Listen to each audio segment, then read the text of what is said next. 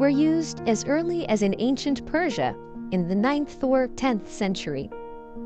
The most advanced form of windmill was developed in the Netherlands in the 17th century.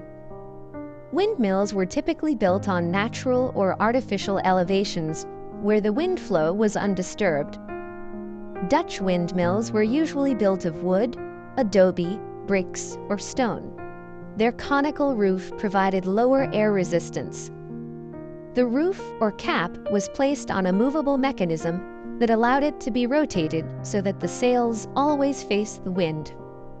The internal space of a windmill usually consisted of a few, usually 3, floors.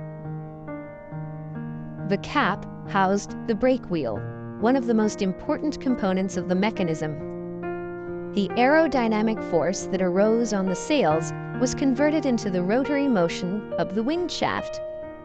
The brake wheel, connected to the wind shaft, transmitted its rotation to the upright shaft. The upright shaft drove 3 axles through transmissions of the great spur wheel and the stone nuts.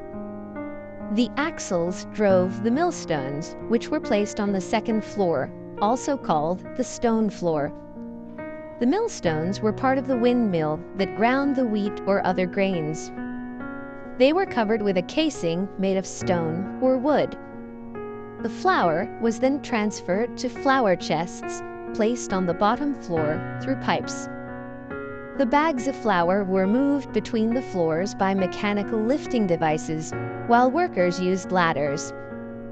Windmills were once commonly used throughout Europe, but their importance declined at the time of the Industrial Revolution. Many windmills have recently been restored for their historical value. Of the 10,000 windmills in use in the Netherlands in the 19th century, about 1,000 are still standing.